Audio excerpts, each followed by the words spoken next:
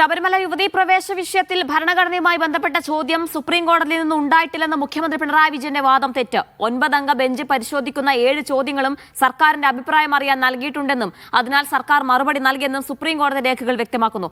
7 ചോദ്യങ്ങളിൽ 6 ചോദ്യങ്ങൾക്കുള്ള ഉത്തരവും യുവതീ പ്രവേശനത്തിന്റെ ഭരണഘടനാ സാധുത ശരിവെക്കുന്നതുമാണ്. Media 1 exclusive.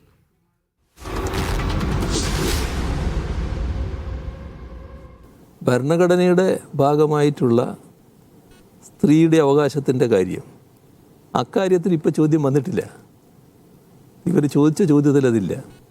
അതുകൊണ്ട് തന്നെ ഞങ്ങൾക്ക് കിട്ടിയ നിയമോപദേശം ഇപ്പം നമ്മൾ അതിനെക്കുറിച്ച് അഭിപ്രായം പറയേണ്ടതില്ല. ആ അഭിപ്രായം കോടതി ചോദിക്കുന്ന ഘട്ടത്തിൽ മാത്രമാണ് പറയേണ്ടത്. ഇപ്പോൾ ഈ നിലപാട് പറഞ്ഞു നിൽക്കാം, അത് മാത്രമാണ് ഞങ്ങളിപ്പോൾ പറഞ്ഞിട്ടുള്ളത്. ബാക്കി കാര്യങ്ങൾ സുപ്രീം കോടതി ഇനിയും വ്യക്തത വരുത്തുമായിരിക്കും, ചോദിക്കുമായിരിക്കും. ആ ഘട്ടത്തിൽ പറയുന്നതായിരിക്കും നല്ലത് എന്ന നിലക്ക് ഞങ്ങൾ മാറ്റിവെച്ചിരിക്കും. മുഖ്യമന്ത്രി ഇപ്പറയുന്നത് പാടെ തെറ്റാണെന്ന് സർക്കാർ സുപ്രീം കോടതിയിൽ രേഖാമൂലം ബോധിപ്പിച്ച ഉത്തരങ്ങളിൽ നിന്നും വ്യക്തമാകുന്നു. 9 അംഗ ഭരണഘടനാ ബെഞ്ച് ഉന്നയിച്ച 7 ചോദ്യങ്ങളും വിശാലമായ ഭരണഘടനാ ചോദ്യങ്ങളാണ്. അവയെല്ലാം സർക്കാരിന്റെ അഭിപ്രായം അറിയാൻ നൽകുകയും ചെയ്തു. എല്ലാത്തിനും സർക്കാർ ഉത്തരവും നൽകി.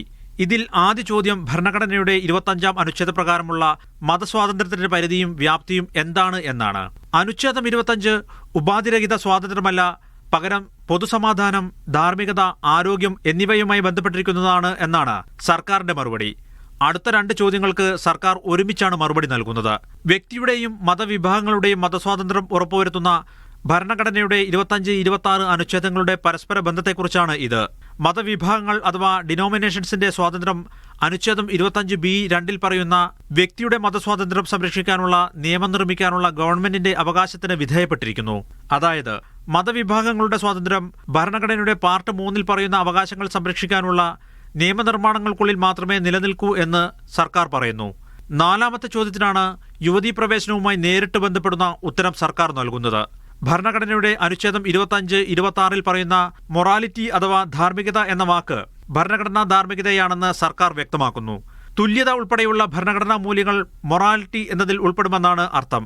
അതായത് മതസ്വാതന്ത്ര്യം വ്യക്തികളുടെ ആയാലും മതവിഭാഗങ്ങളുടെ ആയാലും തുല്യതയെന്ന മൗലികാവകാശത്തിന് വിധേയമാണ്. തുല്യതയെന്ന മൗലികാവകാശം മുൻനിർത്തിയാണ് സുപ്രീം കോടതി ശബരിമലയിൽ യുവതീ പ്രവേശനം അനുവദിച്ചത് എന്ന് ഓർക്കുക. അതായത് സർക്കാരിന്റെ ഈ ഉത്തരത്തിലൂടെ യുവതീ പ്രവേശനത്തിന്റെ ഭരണഘടനാ സാധുതയെ പിന്തുണയ്ക്കുന്നുവെന്ന് ചുരുക്കം. എന്നാൽ ആചാരങ്ങൾ നീതിന്യായ പരിശോധനയ്ക്ക് വിധേയമാക്കാമോ എന്ന അടുത്ത ചോദ്യത്തിനുള്ള മറുപടിയിലാണ് സർക്കാർ ഇതിനെതിരാണെന്ന് തോന്നാവുന്ന വാദം മുന്നോട്ട് വെക്കുന്നത്. വർഷങ്ങളായി തുടരുന്ന ആചാരങ്ങൾ പുനഃപരിശോധിക്കുമ്പോൾ പണ്ഡിതന്മാരുടെയും സാമൂഹ്യ പരിഷ്കർത്താക്കളുടെയും വിപുലമായ അഭിപ്രായം തേടണമെന്നാണ് ആ വാദം.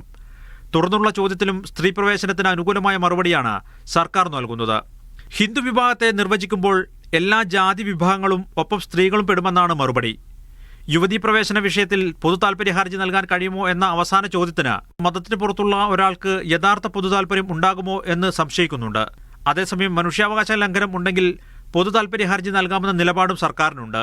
ശബരിമല യുവതീ പ്രവേശന വിഷയത്തിൽ ഭരണഘടനാ ചോദ്യങ്ങൾ വരുന്ന സമയത്ത് മറുപടി നൽകാമെന്ന് പറയുന്ന മുഖ്യമന്ത്രിയുടെ നിലപാട് ഈ സാഹചര്യത്തിൽ ദുരൂഹമാണ്. ഭരണഘടനാ ചോദ്യങ്ങൾ ഉയർന്നുവെന്ന് മാത്രമല്ല, അതിൽ ഒന്നൊഴികെ എല്ലാ ചോദ്യങ്ങൾക്കും സർക്കാർ യുവതീ പ്രവേശനത്തെ സാധൂകരിക്കുന്ന ഭരണഘടനാ മൂല്യങ്ങൾ ഉയർത്തിപ്പിടിക്കുകയാണ് ചെയ്തിരിക്കുന്നതും. Research desk, media 1.